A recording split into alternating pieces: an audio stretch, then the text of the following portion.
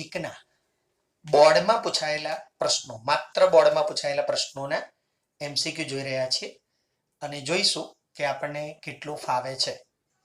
તો પહેલો MCQ બોર્ડમાં પૂછાયેલો છે માર્ચ 2013 નો. એ તમારા કોર્સની બહાર છે, પણ છતાં કદાચ પૂછી કાઢે તો હું ગણાવી દઉં, કેમ કે આમાં કોઈ જ વસ્તુ સમજવાની નથી, કેવળ ગોખવાનો છે કે જો XY નો ગુસા 1 હોય તો x માઇનસ વાય અને x પ્લસ વાય નો ગુસા કેટલો થાય.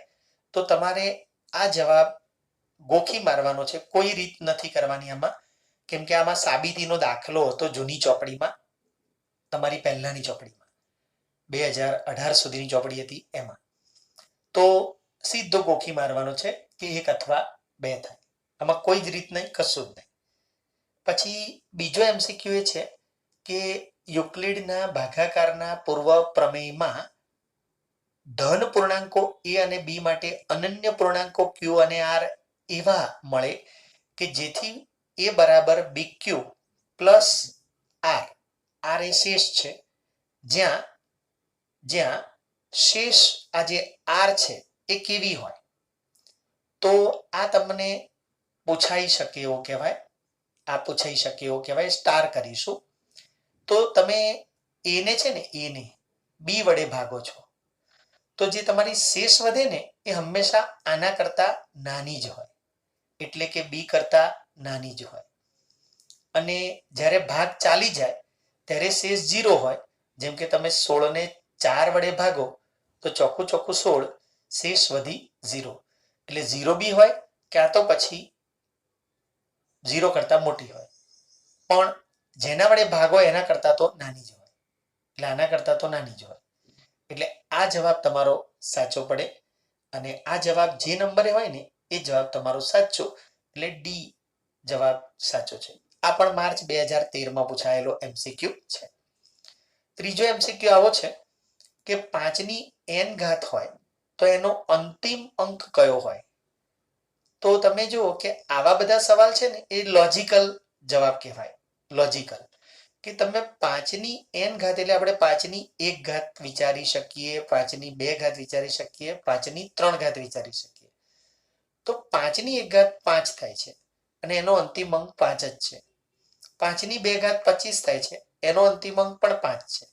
5 ની 3 ઘાત 125 થાય છે, એનો પણ અંતિમ અંક 5 જ છે. મતલબ કે તમારો જવાબ ક્લિયર છે કે અંતિમ અંક 5 જ હોય. એટલે આ જવાબ છે એ સી છે. તો તમારે અહીંયા એ આવ્યો છે, અહીંયા ડી આવે છે, અહીંયા સી આવે છે. તો આવા દાખલા છે ને એ તમારી ચોપડીમાં નહીં હોય. આપણું જે નવું પુસ્તક છે ને એ CBSE વિદ્યાર્થીઓ જે ભણે છે બિલકુલ એનું એક પુસ્તક તમને આપ્યું છે.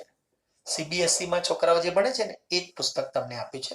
એટલે એમાં જેટલું છે એટલું જ તમારા નવા પુસ્તકમાં છે. જ્યારે આની પહેલાની ચોપડી જે હતી ને આપણી ગુજરાત બોર્ડની, એમાં આ બધા MCQ હતા. એક ચેપ્ટરમાં 15-20 MCQ રહેતા એ વખતે. એના કારણે હું તમને આ કરાવી રહ્યો છું. અને અત્યારે બોર્ડમાં જ્યારે MCQ નું મહત્વ વધી ગયું છે ને, તો મારા આ કામનું મહત્વ બહુ વધી જશે. એટલે ખાસ અને જોજો. પછી ચોથો MCQ આવો છે કે AB નો ગુસા જો 12 હોય તો લસા એ કયો શક્ય નથી. કયો લસા શક્ય નથી. તમે સાંભળજો કે ગુસા જ્યારે 12 છે ને તો લસા એ હંમેશા ગુસાનો અવયવી હોય. અવયવી એટલે 12ના ઘડિયામાં આવતો જ હોય એવો જ જવાબ આવે. હવે તમે જુઓ કે નીચે જે વિકલ્પ આપ્યા છે એમાં પહેલો વિકલ્પ 90 છે, તો 90 12ના ઘડિયામાં નથી આવતા, એટલે આ તો ના જ હોય. પછી 24 આવે છે, આ હોઈ શકે. પછી 48 આવે છે, આ પણ હોઈ શકે કારણ કે આ 12ના ઘડિયામાં આવે છે. પછી 36 બી હોઈ શકે કારણ કે એ પણ 12ના ઘડિયામાં આવે છે. તો અહીંયા એવું લખ્યું છે કે લસાનો જવાબ કયો શક્ય નથી. તો ઓબ્વિયસલી આ જવાબ શક્ય નથી, એટલે તમારે 90 જવાબ આવે અને વિકલ્પ તરીકે એ છે. એટલે આ બધી સમજણ છે ને દાખલાઓ વખતે આપવી શક્ય નથી, સમજો, પણ એમસીક્યુ લેવલે તમારે આ બધી સમજણ બહુ અગત્યની સાબિત થઈ શકે. એટલે આ બધું જોવું પડે. પછી બે ક્રમિક યુગ્મ સંખ્યાઓ એ ખાલી જગ્યા હોઈ શકે. આ એકચ્યુઅલી આનો પ્રશ્ન ના કહેવાય, પણ તોય યાદ રાખજો કે બે ક્રમિક યુગ્મ સંખ્યાઓ હોય કે અયુગ્મ સંખ્યાઓ હોય, બરાબર, યુગ્મ કે અયુગ્મ, એ હંમેશા એક્સ પછી સીધું x+1 ના આવે, પણ x+2 આવે. હંમેશા આ હોઈ શકે.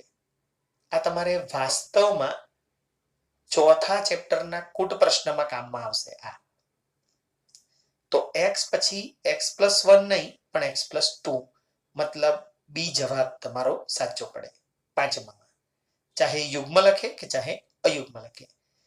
જો આવું ના લખે અને બે ક્રમિક પ્રાકૃતિક સંખ્યા લખે તો તમારે x અને x+1 આવે, બેક ટુ બેક બંને. એટલે આ ધ્યાન રાખજો, તમારે કામ આવશે આગળ પણ.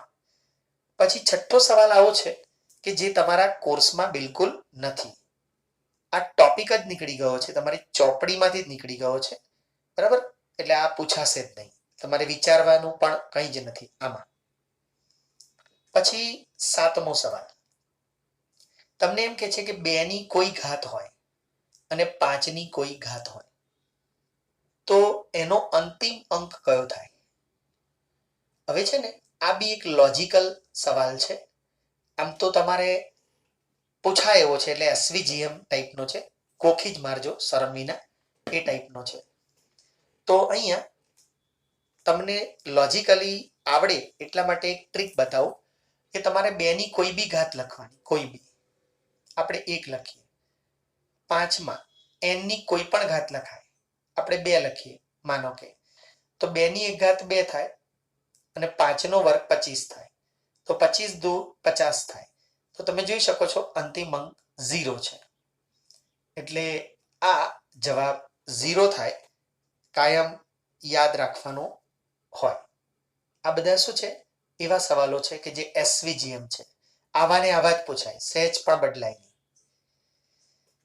આઠમો સવાલ પણ સેમ સ્ટોરી કે 7 + √48 નું વર્ગમૂળ કેટલું થાય એ તમારા કોર્સમાં નથી. કોઈ જ ચિંતા નથી કરવાની, કોર્સમાં જ નથી, ટોટલ કોર્સમાં નથી.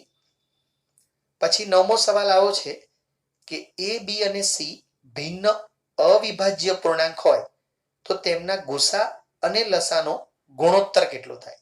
આ સવાલ બહુ સરસ છે.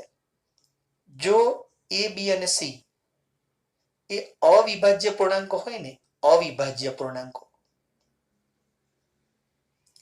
તો યાદ રાખો કે આપણે આને 2, 3 અને 5 કહીએ તો 2 ના અવયવ 2 × 2 ગણાય, 3 ના અવયવ 3 × 3 ગણાય, 5 ના અવયવ 5 × 5 ગણાય. તો ગુસા જોઈએ તો કોમન આમાંથી કશું જ નીકળતું નથી, પણ એકડો ગણાય. અને લસા જોઈએ તો જુદા જુદા બધાનો ગુણાકાર, તો 2, 3 અને 5 એનો ગુણાકાર, એટલે 5 તરી 15 દુ 30. ઇન શોર્ટ આપણે હંમેશા યાદ રાખવું જોઈએ કે જ્યારે જ્યારે આ લોકો અવિભાજ્ય હોય તો એમનો ગુસા કાયમ એક જ થાય અને લસા એમના ગુણાકાર જેટલો થાય, બરાબર. તો એ રીતે જોવા જઈએ તો આપણે યાદ રાખવું જોઈએ કે અવિભાજ્ય સંખ્યાઓનો ગુસા એ એક જ હોય, લસા એ એમના ગુણાકાર જેટલો હોય. તો હવે તમને કીધું છે એ પ્રમાણે ગુસા અને લસાનો ગુણોત્તર, તો જે પહેલું હોય ને એ ઉપર ગણાય અને જે બીજું હોય એ નીચે ગણાય. તો ગુસા શબ્દ પહેલો છે એટલે એકડો ઉપર અને લસા શબ્દ બીજો છે એટલે નીચે. તો તમારો જવાબ આવે 1/ABC. આ પૂછાય એવો દાખલો ગણાય આ. તો 1/ABC એટલે બી જવાબ સાચો છે, બી. પછી 10મો તમારા કોર્સમાંથી આમ બિલકુલ નીકળી ગયું છે કે જો n ધન યુગ્મ પૂર્ણાંક હોય તો n, n+1, n+2 એ કોના વડે વિભાજ્ય હોય એ તમારા કોર્સમાં બિલકુલ નીકળી ગયેલું છે, એટલે કોઈ જ શક્યતા નથી પૂછાવાની, આવું નહીં પૂછાય. પછી 11મો સવાલ આવું કહે છે કે 1/32 ને દશાંશ સ્વરૂપમાં કેવી રીતે લખાય. આ તમારે પૂછાઈ શકે એવો સવાલ ગણાય. હવે બહુ ઓછું બચ્યું છે એટલે આ પૂછાય એવો ગણાય. તો મિત્રો આ જગ્યાએ મારે તમને આખા દાખલા યાદ કરાવવા પડશે, એટલે જરા ધ્યાનથી જોજો. આને તો કશું જ નથી કરતા, પણ આના અવિભાજ્ય અવયવ પાડીએ એટલે 2/5 થાય. હવે તમને ખબર છે કે જ્યારે છેદમાં માત્ર બગડા અને પાંચડાની જ ઘાતો હોય તો એ શાંત દશાંશ થાય. એટલે આ શાંત દશાંશ છે નક્કી છે. અને પોઈન્ટ પછી કેટલા આંકડા આવશે એ પણ નક્કી છે કે મોટી ઘાત જે હશે એટલા આંકડા, એટલે 5 આંકડા આવશે એ પણ નક્કી છે. પણ જો આનો જવાબ લાવવો હોય તો તમારે 2ની જેટલી ઘાત હોય એટલી જ 5ની કરવી પડે. તો 2ની તો 5 છે, જ્યારે 5ની તો છે જ નહીં, તો ઉપર અને નીચે એ તમારે 5ની 5 ઘાત વડે ગુણાકાર કરવો પડે. અને 5ની 5 ઘાત એ ઉપર શું જવાબ આપશે તો 5 × 5 × 5 × 5 અને × 5. એટલે પાયો પાયો 25 પંચા 125 પંચા 625 × 5 એ પાયો પાયો 25 2 5 દુ 10 ને 2 12 1 31 25 ઉપર જવાબ આવશે. અને નીચે તો ફિક્સ જ છે કે 2 પંચા 10ની 5 ઘાત, અને 10ની 5 ઘાત એટલે આમાં 5 પોઈન્ટ કાપવાના, 5. તો 1 2 3 4 અને 0 મૂકીને 5. તો તમારે આ જવાબ થાય. આખો દાખલો કહેવાય, એક જાતે આખો દાખલો યાદ રહે, અને આનો જવાબ એ છે. તો આપણે અહીંયા બોર્ડ ભરી ગયું છે, એટલે તમે એકવાર નજર નાખી લો અને ઇમેજ લેવી હોય તો લઈ લો. પછી આપણે આગળ જઈએ 12મા સવાલ તરફ. 12મા સવાલને આપણે પૂછાવા માટે બહુ જ શક્યતાવાળો સવાલ ગણાવી શકીએ. હવે બોર્ડ વાઇપ કરું છું. તો 12મો સવાલ તમારે કોર્સમાં જે સવાલો નહીં હોય હવે એ આપણે કેન્સલ કરતા રહીશું, એટલે તમને ખબર પડે કે આપણે કયું પૂછાઈ શકે તેવું છે, કયું નથી પૂછાઈ શકે તેવું.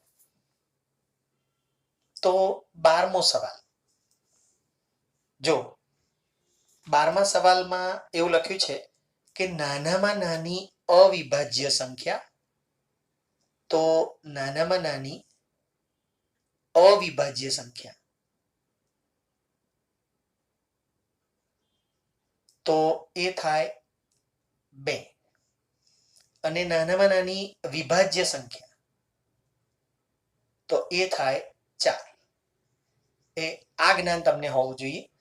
અને આમનો લસા કેટલો? હવે લસા એટલે તમે જાણો છો કે તમે આ રીતે પણ લઈ શકો, આ રીતે 2 અને 4. તો 2 એકુ 2, 2 દુ 4, 2 એકુ 2 1. નીચે એકડા આવી જાય એટલે અહીંયા જેટલા લોકો દેખાય એટલા લોકોનો ગુણાકાર, તો 4 થાય. તો આનો જવાબ એ છે 4. હવે પાછળના ભાગના સવાલો બોર્ડના પેપરમાં 2015થી જે આગળ પૂછાયા છે એ લઈએ આપણે. તો અહીંયા લખ્યું છે કે 18 છેદમાં 5ની 3 ઘાત એને દશાંશ ચિહ્ન પછી કેટલા અંકો હોય, અને દશાંશ ચિહ્ન પછી ખાલી જગ્યા અંકો હોય. તો આ આપણે બહુ સરળતાથી જવાબ આપી શકીએ કે નીચે બગડા અને પાંચડા બંનેમાંથી જે ઘાતો છે એમાં મોટી ઘાત કેટલી છે, તો અહીંયા તો બગડાની તો કોઈ ઘાત જ નથી, એટલે 5ની 3 ઘાત છે તો 3 અંકો હોય. આવા સવાલો છે ને તમારે બહુ જ પૂછાશે. હવે આવા સવાલો બરાબર આ ધ્યાન રાખજો. પછી 14મો સવાલ એ થોડો 9માને લગતો છે ને એટલે પૂછાઈ શકે કે 2 - √3 એની અનુબદ્ધ કરણી કઈ થાય જે તમારે 9મા ધોરણમાં આવી ગયું. તો અનુબદ્ધ કરણી એટલે શું કે આ કરણીમાં જો અહીં માઇનસ હોય તો પ્લસ કરી દેવાનું અને પ્લસ હોય તો માઇનસ કરી દેવાનું. અહીંયા એની અનુબદ્ધ કરણી આ થાય. કદાચ સાહેબ થોડા લુચ્ચા હોય અને અહીંયા માઇનસ કર્યું હોય અહીંયા, તો આપણે અહીંયા તો કંઈ નહીં કરવાનું, પહેલાને કશું જ નહીં કરવાનું, અહીંયા જ બદલાય. ધ્યાન રાખજો. તો આ રીતે તમારે અનુબદ્ધ કરણીનો કન્સેપ્ટ એ 9માનો છે એટલે કદાચ ઘણીવાર અમુક વાર સાહેબો 9માના સવાલો પૂછતા હોય છે. તો તમને એમ થાય સાહેબ આ જવાબ તો ક્યાંય નથી, આ પણ તમે બી જવાબ જુઓ ને, બી, તો આના બદલે એ લોકોએ આવો લખ્યો છે 2 - -√3 આવું લખ્યું છે. તો બી જવાબ એ તમારે આ જ કહેવાય. આવી ખબર તમને પડવી જોઈએ. એટલે બોર્ડમાં ઘણીવાર આવું બધું કરે. પછી 15મો સવાલ એવું કહે છે કે સમય સંખ્યાનું p/q દશાંશ સ્વરૂપ શાંત છે, તે માટે q એ આવું છે, p અને q માં q એ આવો છે કે 2ની m ઘાત છે અને 5ની n ઘાત છે. આ q. તો m અને n એ ક્યાંના ઘટકો હોય? m અને n બંને કોના ઘટકો હોય? આ સવાલ છે ને એ તમને સ્ટાર એટલા માટે કરું છું કે આવા જ સવાલો તમે ના કર્યા હોય ને તો થોડા મૂંઝાઈ જવાય. એક સમય સાહેબ પણ આ જવાબ આપતા ખચકાય. સમજો આવા, કેમ કે આમાં ખબર જ નથી પડતી શું કહેવા માંગે છે. તો સાંભળો, એ લોકો એમ કે છે કે આ m અને n તરીકે જે પેલા સંખ્યાગણ છે ને n, z, q અને r, એમાં કોના સભ્યો હોય? તો n ના જ સભ્યો હોય, ધન સંખ્યાઓ જ હોય, ધન સંખ્યાઓ. પણ 0 પણ હોઈ શકે છે. જેમ કે આમાં તમે જો અહીંયા 5ની 3 ઘાત છે પણ 2ની એકે નથી એટલે 2ની 0 કહેવાય. આની બાજુમાં 2ની 0 કહેવાય આમાં.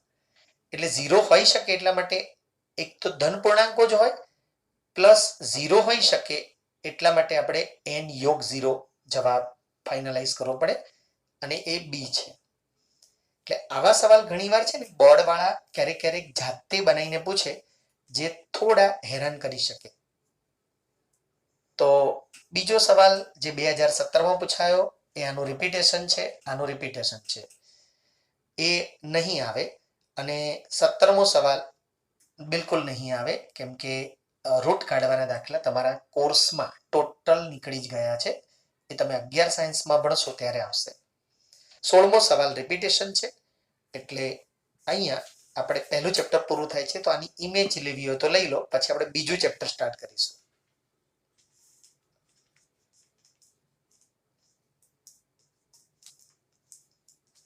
હવે તમારી પાસે જે સવાલો છે એમાં બીજું ચેપ્ટર તમે આવી જાઓ. બીજું ચેપ્ટર તમે જાણો છો ઘણું બધું નીકળી ગયું છે હવે, અને બીજા ચેપ્ટરમાં તમારે સૂત્રો એ થોડા મોઢે હોવા જોઈએ. એના માટે તૈયારી પણ હોવી જોઈએ. તો તમે શક્ય હોય તો સૂત્રો લઈને બેસજો એટલે ઓછી તકલીફ પડે. અહીંયા એક સરસ કન્સેપ્ટ બીજા ચેપ્ટરનો આવશે કે જે મારે તમને કરાવવો છે, અને એ આ છે કે જ્યારે આ કન્સેપ્ટ આપણે કામનો છે ને એટલે અહીંયા રાખી જ મૂકીએ કે તમારા દ્વિચલ સ્વરૂપ સમીકરણો આ બે છે, આ બે, આ બંને, અને એમાં આ લોકોના ગુણોત્તરો ઉપરથી ઉકેલના પ્રકાર નક્કી થાય. જેમ કે a1/a2 અને b1/b2 આ જુદા પડતા હોય તો અનન્ય ઉકેલ હોય. અનન્ય ઉકેલ એક અને માત્ર એક જ. પણ જો એ બંને સરખા રહેતા હોય, તો તમારે ત્રીજો ગુણોત્તર જોવો પડે. જો એ જુદો પડે તો ઉકેલ જ ન મળે, ઉકેલ ન જ મળે. અને જો એ પણ આમના જેટલો જ રહેતો હોય તો અનંત ઉકેલો હોય. આ હાઈએસ્ટ વખત પૂછાયેલો સવાલ ગણાય. આ તમારે અને આ કોઈ પણ સંજોગોમાં સોરી આ ત્રીજા ચેપ્ટરનો કન્સેપ્ટ આવી ગયો છે મારાથી, સોરી. આ ત્રીજા ચેપ્ટરનો કન્સેપ્ટ છે. અમે ભૂલમાં પાનું જે રીતના છે આમાં, તો બીજા ચેપ્ટરના સવાલો નથી મારી પાસે આમાં, કદાચ એ મેં કાઢી લીધું છે, એટલા માટે અત્યારે હું ત્રીજું ચેપ્ટર લઈશ.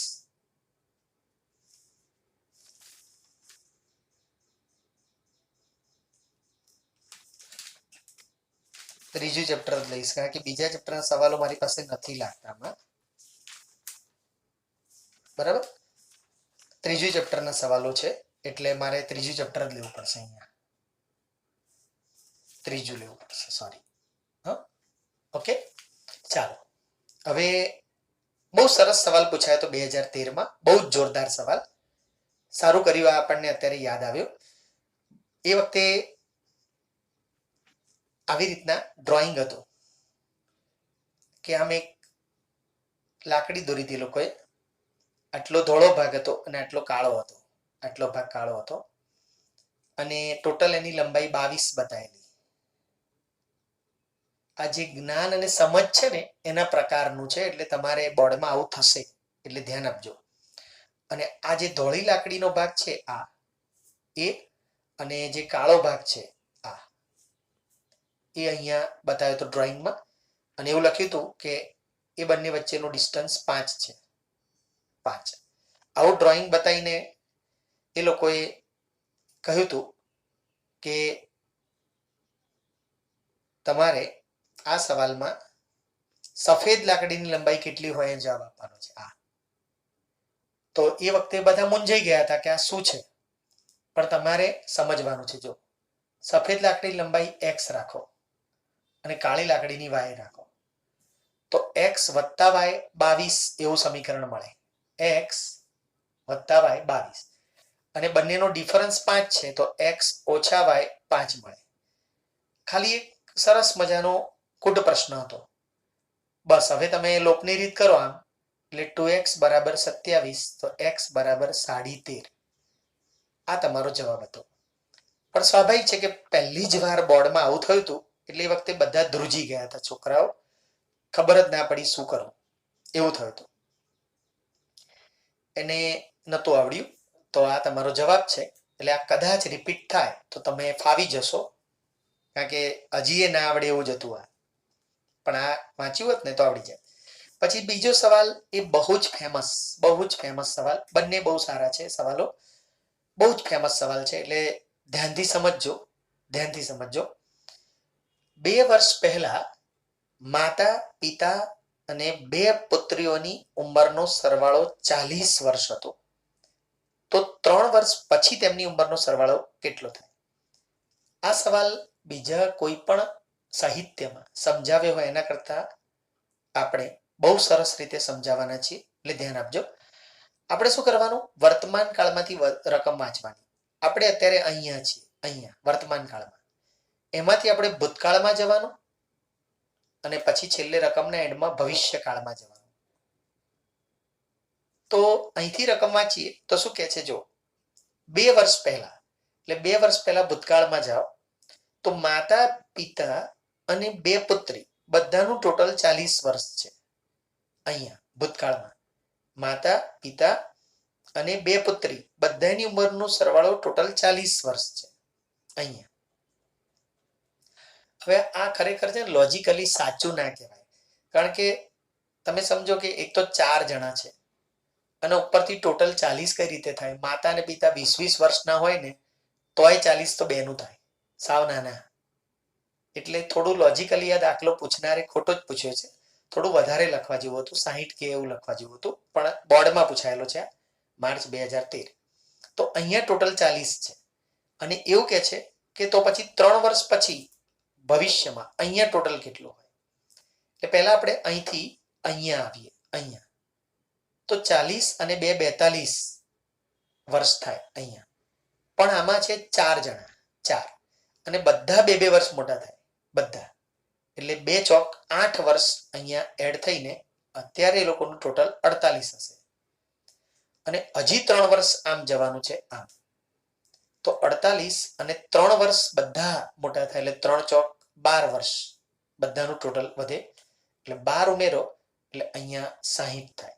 તો તમારો જવાબ અહીંયા 60 આવશે, જે જવાબ એ છે. અહીંયા જવાબ સી છે, 13.5 નો સી જવાબ છે. તો અત્યારે આ ઇમેજ લઈ લો અને અહીંયા આ ખાસ યાદ રાખવાનું છે, જેના સવાલો આવશે અને આપણે અત્યારે જગ્યા નથી. Sir 2 minute.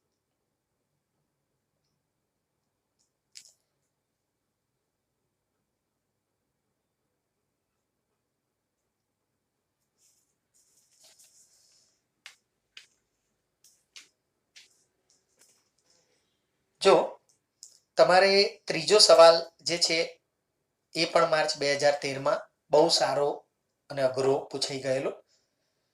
આ ખાસ યાદ રાખી લેજો તમે. હવે આપણી પાસે જગ્યા ન રહે એટલા માટે આનો ઉપયોગ આવશે ત્યારે તમારે જોવું પડશે. અહીંયા ત્રીજો સવાલ આવો છે.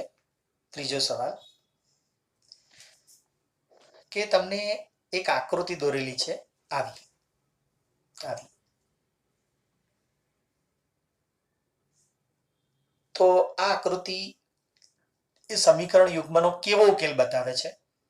તો અહીંયા મેં લખ્યું હતું ને, અહીંયા એમાં અનન્ય ઉકેલ હોય ને, એક અને માત્ર એક ઉકેલ, તો એની આકૃતિ કાયમ આવી હોય, આવી. એક રેખા આમ હોય તો એક રેખા બીજી આમ હોય અને આ છેદ બિંદુ એનો ઉકેલ હોય. એટલે આ જ્યારે ઉકેલ ન મળે એની આકૃતિ આવી હોય કે બે રેખાઓ ગાડીના પાટા જેવી હોય, તો એ લોકોનો સમીકરણ યુગ્મનો ઉકેલ ન જ મળે, આવી હોય. એટલે તમારો જવાબ તો પહેલેથી આ છે કે તેઓનો એક પણ ઉકેલ નથી, એટલે સી. પણ જે અનંત ઉકેલો છે ને, અનંત ઉકેલ, એની આકૃતિ આવી હોય કે જેમાં એક જ રેખા હોય, એક જ રેખા, બંને માટે એક જ રેખા, બધા ઉકેલો જ હોય, એની આકૃતિ આવી હોય. તો અનન્ય ઉકેલની આકૃતિ, અનંત ઉકેલની આકૃતિ અને ઉકેલ ન મળેની આકૃતિ, એમાંથી આ છે ત્રીજા સવાલમાં. એટલે તમે જોઈ શકો છો કે ત્રણેય સવાલ બહુ સરસ પૂછાયા હતા 2013માં. અને ચોથો સવાલ પણ 2013માં આમાં લખ્યો છે, પણ મારા ખ્યાલથી હા ચોથો સવાલ 2013માં જ પૂછાયો હતો. હા, કે બે અંકોની એક સંખ્યાનો દશકનો અંક 4 છે અને બંને અંકોનો ગુણાકાર એ દશકના અંકથી 4 ગણો છે, તો તે સંખ્યા કઈ? હવે તમે સમજો કે આવા દાખલામાં છે ને વિકલ્પો જોવા પડે, 84, 42, 48 અને 44. તો દશકનો અંક 4 છે નક્કી છે, એટલે આમાંથી જ કોઈ જવાબ છે, આ તો બિલકુલ નથી. અને બંને અંકોનો ગુણાકાર એ દશકના અંકથી 4 ગણો. હવે દશકનો અંક તો 4 ફિક્સ છે, એનાથી 4 ગણો શું હોય? 16. તો કયા બે અંકો એવા છે જેમનો ગુણાકાર 16 થાય છે? તો 4 દુ 8 એટલે આ પણ ના થાય, 8 ચોક 32 એટલે આ પણ ના થાય, ચોખ્ખું ચોખ્ખું 16 આ થાય છે. તો તમારો જવાબ 44 છે, એ નક્કી થઈ ગયો. એટલે ઘણીવાર છે ને લોજિક હોય, એનાથી જવાબ અપાય. હવે તમારી ચોપડીમાં આવા બિલકુલ લોજિકલ ક્વેશ્ચન છે જ નહીં, એટલે તમારે અપેક્ષા એ રાખવાની કે તમારે આવા કોઈ બોર્ડના પેપરમાંથી સીધા ઉઠાવીને એ લોકો મૂકી દેશે તમારામાં. એટલે આપણા આ પેપરના જે અત્યારે વિડીયો ઉતરી રહ્યા છે, તમારા માટે કેટલા ઇમ્પોર્ટન્ટ છે તમને ખબર પડશે. પછી પાંચમો સવાલ જે જુલાઈ 13 નો છે. બધા બહુ જ સારા ક્વેશ્ચનો, બધા સ્ટાર ક્વેશ્ચન છે, બધા. પાંચમો ક્વેશ્ચન આવો છે કે નીચેના જે સમીકરણ યુગ્મ આપેલા છે એ પૈકી કયા સમીકરણનો યુગ્મનો ઉકેલ અનંત ગણ છે? હવે જો તમને હું પહેલા સમજાવી દઉં કે અનંત ગણ એટલે એ તો ફિક્સ છે કે બધા ગુણોત્તરો સરખા થવાના, આ બધા. પણ જે સમીકરણ લખ્યા હોય ને એ તમને આવી રીતના લખ્યા છે, આવી રીતના. પણ તમારે સમીકરણમાં બધું આ બાજુ જોઈએ, એટલે આમ જોઈએ, આમ, પછી નક્કી કરાય. તો પહેલો વિકલ્પમાં આ બે સમીકરણ છે, આ બે.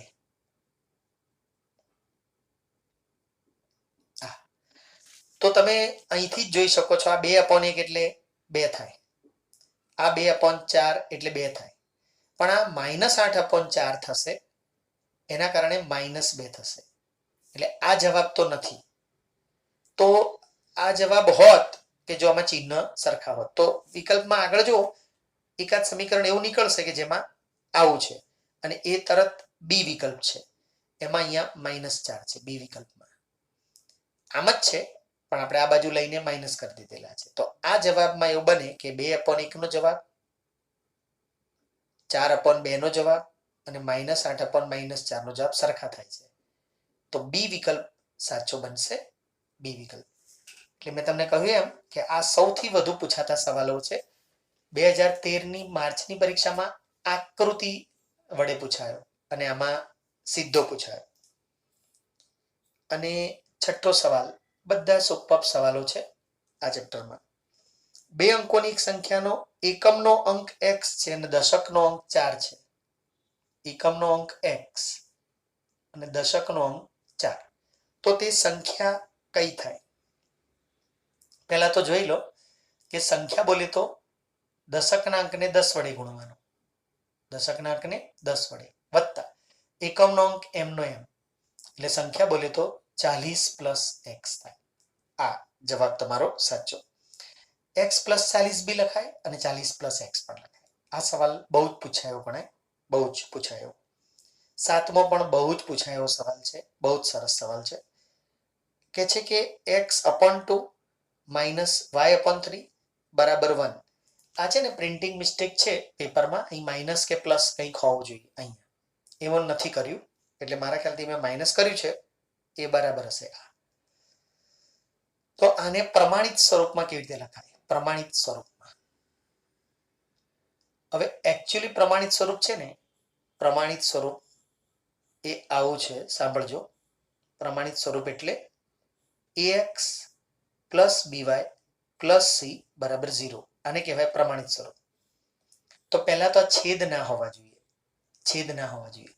તો છેદ હોય ને અલગ અલગ, તો પહેલા છેદ સરખા કરો, બંને છેદ સરખા કરો. તો 3 અહીંયા ગુણાય અને 2 અહીંયા ગુણાય. આને અત્યારે કશું જ નથી કરવું, એટલે હવે છેદ સરખો થયો એટલે લસા લો લખો, અંશ m ના m = 1. આ 6 અહીંયા હવે ગુણાઈ જાય, તો 3x - 2y = 6 × 6. અને હવે આ બાજુ લઈ લો એને, તો આ એનું પ્રમાણિત સ્વરૂપ થાય. આ પ્રમાણે આવી ગયું એટલે. તો આ જવાબ તમારે બી છે, બી એ આવે. તો આનો પણ ઇમેજ લેવો હોય તો લઈ લો. પછી આપણે અમુક સવાલો સ્કીપ કરતા જઈશું, કેમ કે એ ઓલરેડી આપણે કરાવી દીધા છે. 8મો 9મો એ સ્કીપ કરું છું, તમને આવડી જશે જાતે. 10મો સવાલ આપણે આવ્યા છીએ, એ જરા જોઈ લઈએ. આના પછી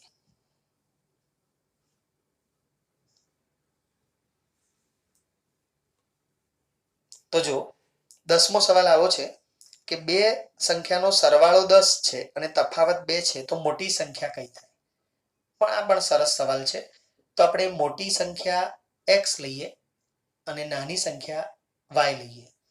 તો 2 સંખ્યાનો સરવાળો 10 અને તફાવત 2, તો સ્વાભાવિક છે, લોપની રીત કરી દો, આવડી જાય.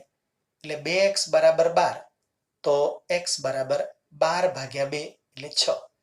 તો મોટી સંખ્યા 6 થાય. બરાબર. આ સાદામાં સાદી રીતે પૂછ્યો છે એટલે તમને તરત આવડે. તો ડી જવાબ સાચો પડે. 11મો દાખલો બહુ સરસ દાખલો ગણાય, પૂછાવા માટે બહુ જ સરસ. 2x + 3y = 7 છે અને 3x + 2y = 3 છે. તો x - y કેટલા? આવા દાખલા હોય ને, આવા દાખલા કે જેમાં આમ સરખું હોય, તો ક્યાં તો ખાલી સરવાળો કરવાનો અને ક્યાં તો ખાલી બાદબાકી કરવાની. હવે સરવાળો કરીશું તો વત્તા આવશે, એ ફાઇનલ છે, અને અહીંયા ઓછા પૂછ્યા છે, તો આપણે બાદબાકી કરવી પડે. બાદબાકી એટલે ક્યાં તો ઉપરનું માઇનસ કરો, ક્યાં તો નીચે. હવે આપણે x પ્લસમાં છે એટલે આપણે 3ની માઇનસ નથી કરવી, આને માઇનસ કરવા છે. તો આ બધાના ચિહ્ન બદલી કાઢો, એટલે તમારે 3માંથી 2 જાય તો 1x, મોટાની નિશાની, 3માંથી 2 જાય તો 1y, મોટાની નિશાની, 7માંથી 3 જાય તો 4. તો -4 તમારો જવાબ બને. આ બહુ સરસ દાખલાની શ્રેણીમાં આવે. ખાલી સરવાળો કરો કે ખાલી બાદબાકી કરો, બધું આપણે કરાયેલું છે અલગ અલગ સમયે, એટલે તમને ખબર પડી જશે. અહીંયા પણ એક બહુ સરસ દાખલો છે, અગેન 12મો, કે એક સંખ્યાનો એકમનો અંક x છે, એકમનો અંક x, અને દશકનો અંક y છે, દશકનો અંક y, અને એમાં y નું મૂલ્ય 5 છે, એટલે એકચ્યુઅલી 5 છે એમ કહેવાય. તો સંખ્યા કઈ? તો હમણાં જ આપણે કીધું એમ કે દશકના અંકને 10 વડે ગુણો અને એકમના અંકને 1 વડે, તો 50 પ્લસ x સંખ્યા થાય, અને 50 પ્લસ x એટલે x પ્લસ 50 પણ કહેવાય. એટલે રિપીટ થયું પણ સહેજ વિચિત્ર રીતે પૂછ્યું છે. પછી અહીંયા 13મો સવાલ એ ઉંમરવાળા દાખલાનો જ છે, પણ હું કરાવું છું કારણ કે સહેજ પૂછવાની રીત અઘરી છે. તમને એમ કે છે કે પિતા અને પુત્રની હાલની ઉંમરનો સરવાળો 50 છે, અને 5 વર્ષ પછી પિતાની ઉંમર પુત્રની હશે, તો પિતાની તે વખતે એટલે કે 5 વર્ષ પછી ઉંમર કેટલી હશે? હવે આવું બધું છે ને એ થોડું તમને હેરાન કરે એવું કહેવાય. જો અત્યારે વર્તમાન કાળમાં વિચાર કરો, વર્તમાન કાળમાં અત્યારે તો પિતા આપણે માનો કે x વર્ષના ગણીએ અને પુત્ર y વર્ષનો ગણીએ અત્યારે હાલ, તો બંનેનો સરવાળો 50 છે, બંનેનો સરવાળો અત્યારે 50 છે. હવે ભવિષ્યમાં 5 વર્ષ પછી વિચારો, 5 વર્ષ પછી તો પિતા 5 વર્ષ મોટા હશે એટલે x પ્લસ 5 હશે, પુત્ર પણ 5 વર્ષ મોટો હશે એટલે y પ્લસ 5 હશે. આ સ્થિતિ ભવિષ્યમાં હશે, અને એ વખતે પિતાની ઉંમર પુત્રની ત્યારની ઉંમર કરતા 3 ગણી. કોના કરતા? પુત્ર કરતા 3 ગણી. કોણ? પિતા. તમને યાદ હશે કે આપણે કોણ હંમેશા આ બાજુ રહે, કોના કરતા હંમેશા આ બાજુ રહે, અને જે ક્રિયા લખી હોય એ બધી આ બાજુ થાય, જમણી બાજુ.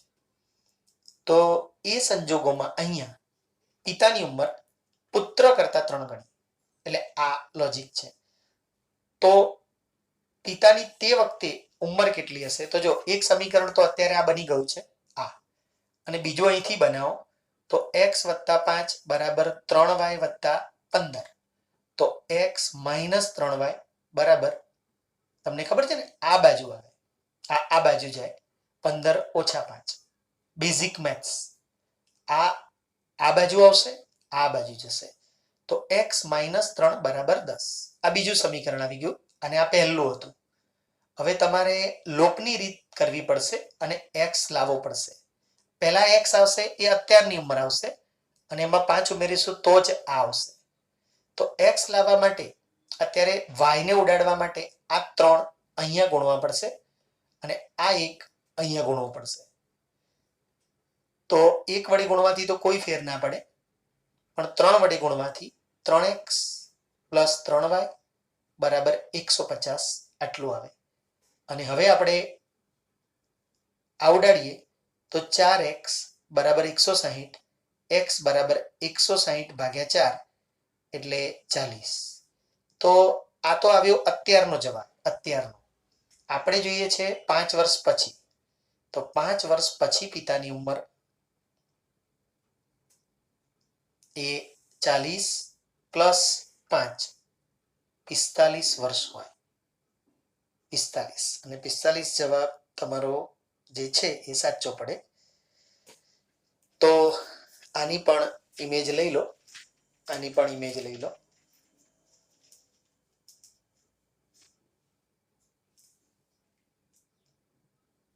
પછી જે કામના સવાલો છે ને એ જ હું લઈ કરું એટલે વિડીયો પતી જાય, કેમ કે બધા રિપીટ થશે હવે મોટા ભાગના. હવે આપણે જે પાછળનું પાનું છે એમાં ઘણા બધા એવા છે કે જે રિપીટ થયેલા ક્વેશ્ચન છે, એટલે જેમાં મને અલગ લાગે છે ને એટલા નંબરનો ખાલી હું લઈ લઉં, એટલે આપણો આજનો 2 ચેપ્ટર ચલાવવાનું કામ પૂરું થાય. બીજા નંબરના મારી પાસે નથી એટલે જોઈ લઈશું. તો હવે 14મો સવાલ એ સારો છે એટલે રિપીટ કરું છું. આ સારો છે સવાલ. 51x + 49y બરાબર 150, અને 49x + 51y બરાબર 50 તો x માઇનસ વાય જેમ x પ્લસ વાય કેટલા, આવું પૂછ્યું છે. હવે તમને મેં કહેલું છે કે જ્યારે જ્યારે આમ સરખા હોય આમ, ત્યારે ક્યાં તો એમનો સરવાળો થાય અને ક્યાં તો એમની બાદબાકી થાય. હવે સરવાળો કરો તો ઈઝી છે. 51 અને 49 એટલે 100x પ્લસ 100y બરાબર 200. 100 કોમન લઈ લો એટલે x પ્લસ વાય બરાબર 200 અને 100 છેદમાં જવા દો અહીંયા નીચે એટલે 200 ભાગ્યા 100 એટલે 2 એટલે એક જવાબ આવી ગયો આ. હવે બાદ બાકી કરવી હોય તો આ 51 છે ને 49 એટલે આના ચિહ્ન બદલો આના. તો 51 માંથી 49 જાય એટલે 2x, પછી મોટાની નિશાની 2y અને 150 માંથી 50 જાય એટલે 100 અને 2 કોમન લઈ લો અને 2 એ આની નીચે જવા દો તો નીચે જાય એટલે 50. થોડું ક્વિક આવડવું જોઈએ. હવે આપણે સાવ ધીમું ધીમું ના લઈ શકીએ. તો તમે જુઓ કે આ બેમાં ઉપર x માઇનસ વાય છે અને નીચે x પ્લસ વાય છે. તો આ જવાબ ઉપર રહેશે અને આ જવાબ નીચે રહેશે અને ઉડાડીએ એટલે 25 આવે. અને નીચે કશું ને તો 1. તો જેમની ભાષામાં જવાબ 25/1 એવું કહેવાય, 25/1. અને આ જવાબ છે એ. 14મો સવાલ છે. પછી તકરીબન બધા સવાલો એ રિપીટ થાય છે. એમાં 19મો સવાલ સરસ છે. 19મો કે આ બે રેખા, આ રેખા અને આ રેખા, આ રેખા એકબીજીને છેદતી નથી તો k નું મૂલ્ય કેટલું થાય? આ સરસ સવાલ છે. હવે જો આ બે રેખા એકબીજીને છેદતી નથી એટલે એનો મતલબ કે એનો ઉકેલ મળતો નથી, ઉકેલ ના મળે. અને ઉકેલ ન મળે એટલા માટેની સ્થિતિ આવી છે કે a1/a2 બરાબર b1/b2 હોય પણ c1/c2 એ લોકોથી જુદા પડતા હોય તો ઉકેલ ના મળે. છેદતી નથી એટલે ઉકેલ ના મળે. હવે તમારે આમાંથી આ આના જેટલું હોય પણ આ અલગ હોય, આના કરતા આ અલગ હોય તો તમારે કે અહીંયા છે, અહીંયા આમાં, એટલે આ તો લેવું જ પડે. ચાહે એની જોડે તમે આ લો કે આની જોડે તમે આ લો તો આપણે આ લેવું જોઈએ. તો 2 અહીંયા b1/b2 એટલે કે એ ડિફરન્ટ ફ્રોમ 7/18 આવું થાય. અને ચોકડી ગુણાકાર કરો એટલે આ ઉપર ગુણાય અને આ ઉપર ગુણાય આમ. તો આ યાદ રાખજો કે બરાબરમાં જેમ ચોકડી ગુણાકાર થાય ને એમ આમાં પણ ચોકડી ગુણાકાર થાય. બરાબર? તો એકબીજાને છેદતી નથી અને k નું મૂલ્ય શોધવાનું છે. તો અહીંયા 36 ડિફરન્ટ ફ્રોમ 7k એવું થાય અને માટે k નું મૂલ્ય 7 નીચે લઈ લો, 36/7 થી જુદું ગમે તેટલું ચાલે, ગમે તેટલું. તો આમાં જે જવાબો છે ને એમાં કંઈક ભૂલ છે મારા ખ્યાલથી સવાલમાં. છેદે છે એવું લખવું જોઈતું હતું એ લોકોએ, એ પ્રમાણે જવાબ આવે. આ રીતે નથી આવતો એટલે આ સવાલમાં ભૂલ છે. છેદતી નથી એવું લખ્યું છે પણ એવું લખવું જોઈતું હતું છેદે છે તો આપણે વાંધો ના આવે. એટલે આપણો જવાબ આવ્યો છે ને એ જવાબમાં નથી પણ એમાં પ્રિન્ટિંગ મિસ્ટેક હોઈ શકે એટલા માટે આવું થાય છે. પછી જે સવાલો છે એમાં લગભગ બધા સવાલ આપણે કરાયા એવા છે. એક પણ સવાલ એવો લાગતો નથી, જેમ કે હા એક પણ સવાલ એવો નથી. અહીંયા 31મો સવાલ એક છેલ્લો છે એ જોઈ લો.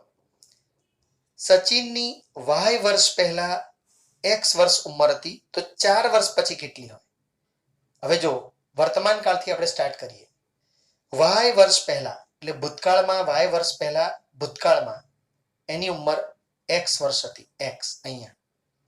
તો 4 વર્ષ પછી અહીંથી ભવિષ્યમાં 4 વર્ષ પછી કેટલી હોય? અહીંયા આપણે જવાબ લાવવાનો છે. અહીંયા તો આપણે જો અહીંથી સચિન x વર્ષનો હતો અને એમાં y ઉમેરીને અહીંયા x વત્તા y નો થાય. અહીંયા y ઉમેરાય એટલે x વત્તા y અને હજી 4 ઉમેરાય એટલે અહીંયા થાય x વત્તા y વત્તા 4. તો આ જવાબ તમારો સાચો પડે કે x વત્તા y વત્તા 4 એટલે ડી વિકલ્પ સાચો છે. ડી વિકલ્પ. તો બધા ઉકેલ ગણ જે છે એ પ્રમાણે વિચારીએ તો તમારે સવાલો હવે કરી નાખવાના. અહીંયા આ ઇમેજ પતે એટલે આપણો પહેલો અને ત્રીજા ચેપ્ટરનો વિડીયો સમાપ્ત થશે. તમે અહીંયા આ વિડીયો જે જોઈ રહ્યા છો Yogesh Rupera sir, Rupera coaching academy Saraspur અને આરસીબી ગ્રુપ ટ્યુશન ઘાટલોડિયા એમાં ભણાવે છે અને તમે કોશિશ કરજો કે આ વિડીયો વ્યવસ્થિત જોઈને તૈયારી કરજો. તો અહીંયા